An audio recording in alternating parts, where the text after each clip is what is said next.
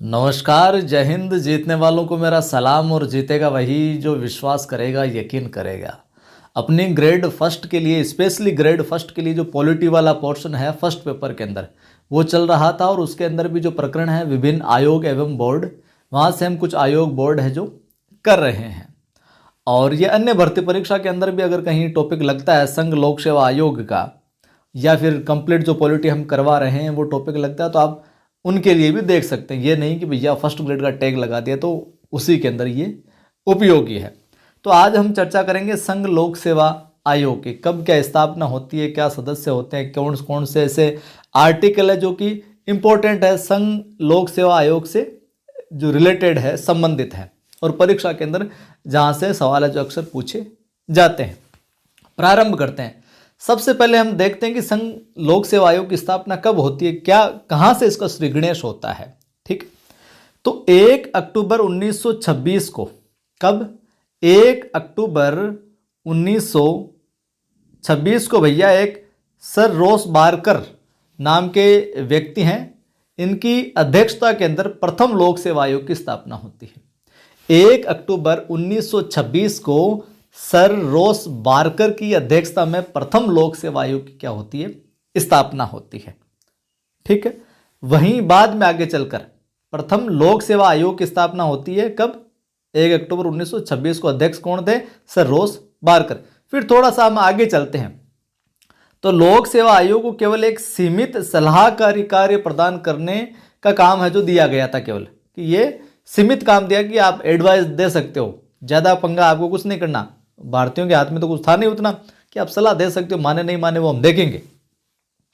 तो फिर स्वतंत्रता आंदोलन के जो नेता थे, जो लीडर थे, उनकी लगातार मांग होने की वजह से भारत सरकार अधिनियम 1935, आपको पता है भारत सरकार अधिनियम जो 1935 है, उसके तहत संघीय लोक सेवा आयोग की स्थापना हुई। तो आपसे पूछ लिया जाए लोक सेवा आयोग की स्थापना कब होती है? 1 अक्टूबर 1926 को होती है। और संघीय लोक सेवा आयोग की स्थापना 1935 को होती है भैया, भारत सरकार अधिनियम 1935 के तहत। यहां तक मामला ठीक है? अगर अच्छा लग रहा है तो जरूर साझा किया करें, शेयर किया करें, लाइक भी किया करें। पहली बार देखने वाले बंधु चैनल को सब्सक्राइब कर बेल आइकन क्लिक भी कर लेना। ठीक है, अब देखिए भैया, संघीय लोक सेवा आयोग बन जाता 1935 में, 1935 के जो भारत सरकार अधिनियम उसके तहत। फिर आज़ादी के बाद में, स्वतंत्रता के बाद में, जो संघीय लोक सेवा आयोग है वो बदल जाता है किसमें? संघ लोक सेवा आयोग बन जाता है। तो पहले लोक सेवा आयोग बनता है 26 में, फिर 1935 के प्रावधान के तहत, भारत सरकार अधिनियम के तहत ये बन जाता है संघीय लोक सेवा आयोग। और आज़ादी के बाद में जिसको हम संघीय लोक सेवा आयोग कहा जा रहा था, वो अब क्या कहलाने लगा? संघ लोक सेवा, संघीय से संघ लोक सेवा आयोग की तरफ है जो बढ़ जाती है बात। ठीक बात, यहां तक मामला। चलिए, और 26 जनवरी 1950 को, कब? 26 जनवरी 1950 को भारत के संविधान के तहत, अकॉर्डिंग टू जो संविधान है इंडिया का, उसके तहत ही इसे संवैधानिक दर्जा भी है जो दे दिया जाता है। किसको? संघ लोक सेवा आयोग को। जो संघीय था अब संघ लोक सेवा आयोग हो जाता है। और 1950 को भैया संविधान के तहत इसको संवैधानिक दर्जा दे दिया जाता है। 26 में लोक सेवा आयोग, 35 में संघीय लोक सेवा आयोग, आज़ादी के बाद में संघ लोक सेवा आयोग बन जाता है। और 26 जनवरी 1950 का जो भारत का जो संविधान, इस डेट को संविधान के तहत ही इसको संवैधानिक दर्जा भी दे दिया जाता है। चलिए भैया, अब ये काम क्या क्या करता है? संघ लोक सेवा आयोग का काम क्या है? जैसे कि केंद्रीय स्तर पर संघ लोक सेवा आयोग है, उसी प्रकार आप ध्यान में रखना स्टेट के अंदर राज्य लोक सेवा आयोग है। ठीक है, तो संघ लोक सेवा आयोग माने कि यूपीएससी, आपने बहुत सुना कि यूपीएससी की परीक्षा में उसने टॉप किया, वो तो यूपीएससी की तैयारी कर रहा है। तो संघ लोक सेवा आयोग माने यूपीएससी भारत में केंद्रीय भर्ती एजेंसी है, एक केंद्रीय भर्ती परीक्षा की एजेंसी है संघ लोक सेवा आयोग, या यूपीएससी कह सकते हो। अब भैया ये संघ लोक सेवा आयोग जो है, ये इसमें इससे रिलेटेबल जो भाग हैं संविधान के, जो आर्टिकल हैं, वो कौन कौन से हैं? ये भी सवाल सीधा सीधा परीक्षा के अंदर है जो कई बार पूछा जाता है। कौन सा, किस भाग में है, किस किस अनुच्छेद में है, ये तमाम चीजें।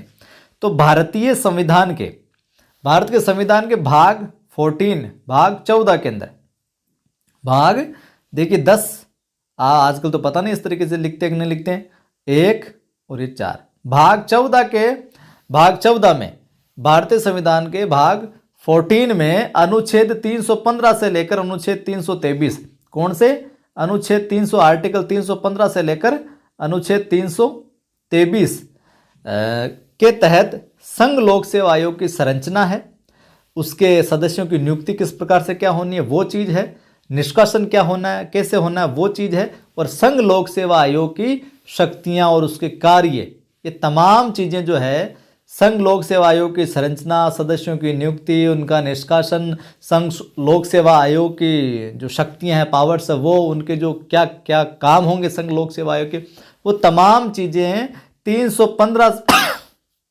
माफ कीजिए संविधान के भाग 14 के 315 से लेकर 323, अनुच्छेद 315 से लेकर 323 तक ये तमाम चीज़ें हैं संविधान ये लोक सेवा आयोग की, संघ लोक सेवा आयोग की तमाम चीज़ें 315 से लेकर 323 तक देखने को मिलेगी।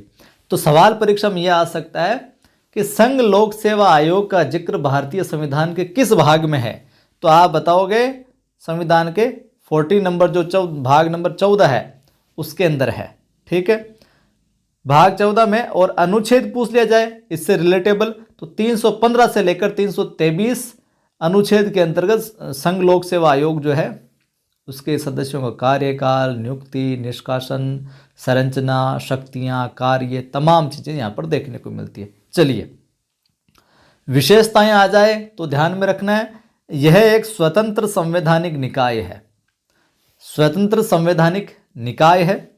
केंद्र में यूपीएससी के समानांतरी, जैसे कि मैंने आपको पूर्व में बात की बताया, राज्य में भी राज्य लोक सेवा आयोग एसपीएससी कार्यरत है। तो राज्यों में राज्य लोक सेवा आयोग, सेंटर में यूपीएससी।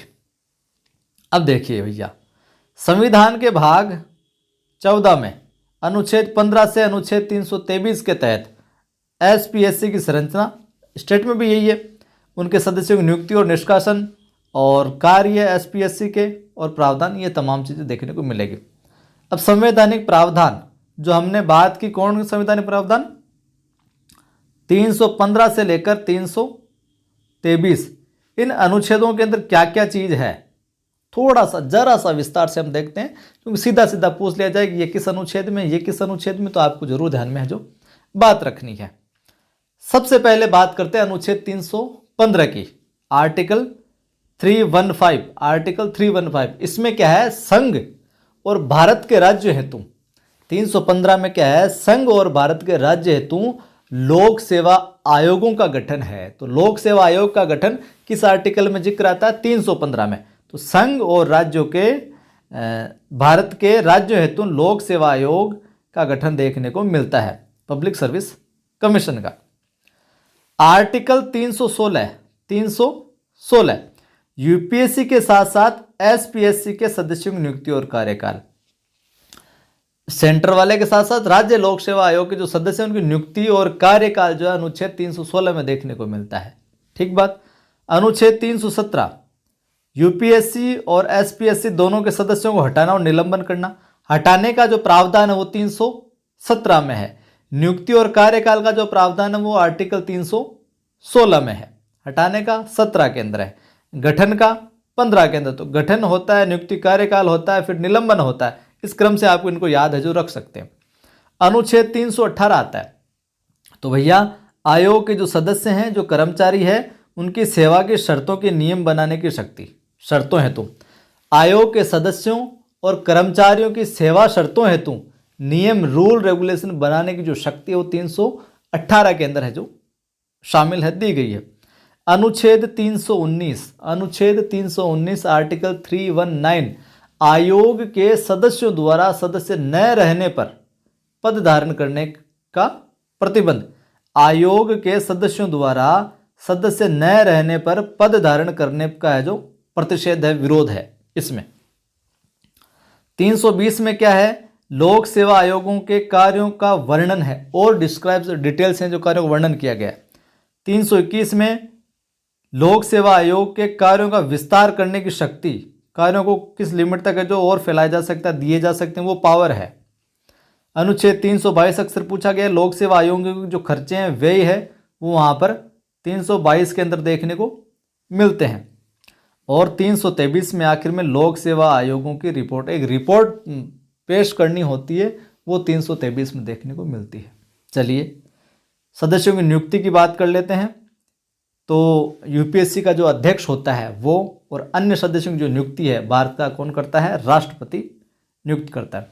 तो पूछा जा सकता है, ये सवाल कई बार आया परीक्षा में कि यूपीएससी के अध्यक्ष की नियुक्ति किसके द्वारा की जाती है? तो भैया राष्ट्रपति के द्वारा की जाती है, और अन्य सदस्यों की नियुक्ति भी राष्ट्रपति के द्वारा की जाती है यूपीएससी के। कार्यकाल की हम बात करेंगे, भैया इनके सदस्यों का जो कार्यकाल है वो कितना होता है? कई बार आया है सवाल। तो माफ करें, यूपीएससी का कोई भी सदस्य 6 साल की अवधि के लिए या फिर 65 वर्ष की आयु तक, यूपीएससी का कोई भी सदस्य 6 साल की अवधि के लिए या फिर भैया 65 वर्ष की आयु तक, या फिर जो भी पहले हो वहां तक है जो पद पर रहता है। तो ये कार्यकाल हो गया। नियुक्ति की हमने बात कर ली कि राष्ट्रपति करता है 65 वर्ष तक या फिर 6 साल कार्यकाल रहेगा। पुनर्नियुक्ति की अगर बात आए, पुनर्नियुक्ति के अंदर क्या कहा गया कि कोई भी व्यक्ति जो एक बार लोक सेवा आयोग के सदस्य के रूप में पद धारण कर चुका है, लोक सेवा आयोग के सदस्य का एक बार पद ग्रहण कर चुका है, अपने कार्यकाल में पुनर्नियुक्त का पात्र नहीं होगा भैया, दोबारा है जो नियुक्त है जो नहीं होगा। त्यागपत्र की बात आती है तो किसको त्यागपत्र देता है भैया? तो संघ लोक सेवा आयोग का कोई सदस्य भारत के राष्ट्रपति को लिखित त्यागपत्र देकर अपने पद से इस्तीफा दे सकता है। तो धारण भी करवा, शपथ भी कौन? राष्ट्रपति, और त्यागपत्र देने का काम आता है तब ये जो लिखित रूप में वो सदस्य है जो अपना त्यागपत्र दे सकता है, अपने इस्तीफा जो पद से दे सकता है। सदस्यों का निष्कासन या फिर निलंबन की बात आती है।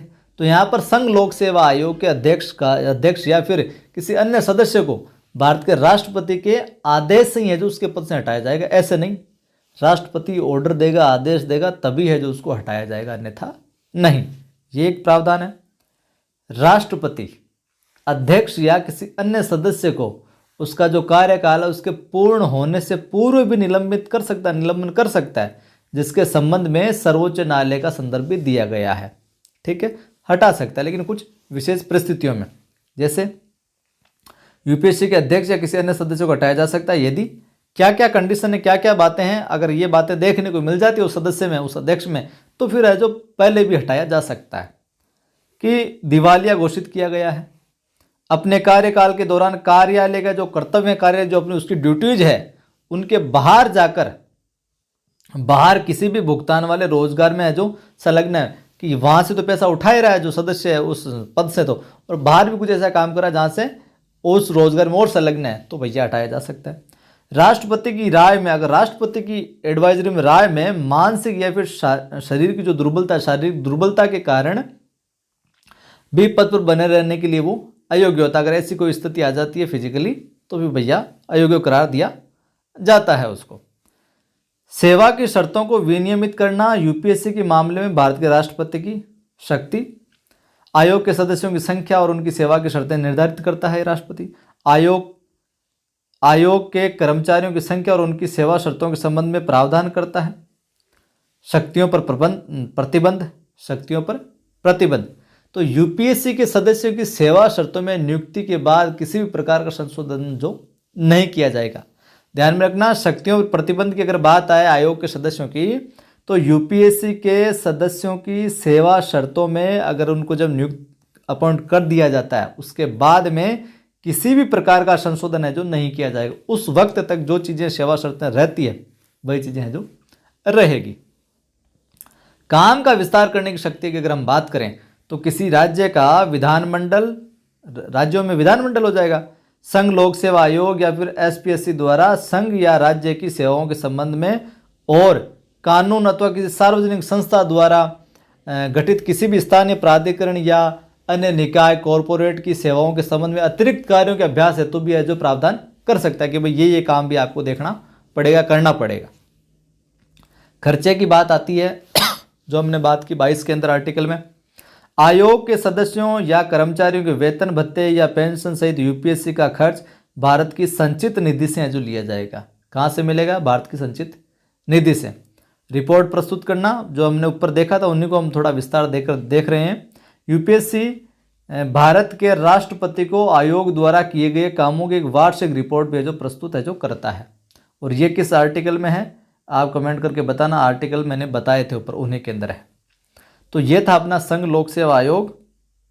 एक दो चीज़ें और देख लो आप कि जिन मामलों में आयोग की सलाह स्वीकार नहीं की गई हो उन मामलों के संदर्भ में राष्ट्रपति को ज्ञापन प्रस्तुत करना होता है और अस्वीकृति के कारणों को राष्ट्रपति के समक्ष प्रस्तुत करने से पूर्व संसद के प्रत्येक सदन के समक्ष जो प्रस्तुत करना होगा। तो ये था संघ लोक सेवा आयोग और उससे जुड़ी हुई जो परीक्षा उपयोगी जानकारी है वो आपके समक्ष मैंने साझा की, प्रस्तुत की। तो वीडियो अगर अच्छा लगा है तो फिर लाइक शेयर तो बनता है और लगा ही होगा अच्छा, लाइक शेयर कीजिए। इससे पहले भी जो पॉलिटी वाला भारतीय राजनीति की काफ़ी सारे टॉपिक मैं करवा चुका हूँ, प्लेलिस्ट में आपको मिल जाएगा। पहली बार देख रहे हो तो चैनल को सब्सक्राइब करना है, बेल आइकन पर क्लिक करना है, ऑल नोटिफिकेशन पर क्लिक करना है ताकि हर वीडियो की सूचना मिलती रहे। और अपनी एप्लीकेशन है, प्ले स्टोर पर जाओगे, सर्च करोगे प्ले स्टोर पर नवसृजन क्लासेज। क्या सर्च करना है भैया? नवसृजन क्लासेज। तो वहाँ पर फर्स्ट ग्रेड हिंदी का सुपर 100 बैच चल रहा है। तो वहाँ से जुड़कर आप अपनी तैयारी को और बेहतर है जो बना सकते हैं। तो जुड़े रहें, जोड़ते रहें। वहाँ पर नेट जो दिसंबर में होने वाला उसकी टेस्ट सीरीज भी डाल रखी है। अभी 10-11 दिनों में आप प्रैक्टिस करना चाहते हैं तो बिल्कुल कर सकते हैं। 34+ तो अपलोड हो चुके हैं टेस्ट और 1-2 रोज में बाकी के टेस्ट भी है जो अपलोड हो जाएंगे। तो जय हिंद, फिर मिलता हूँ।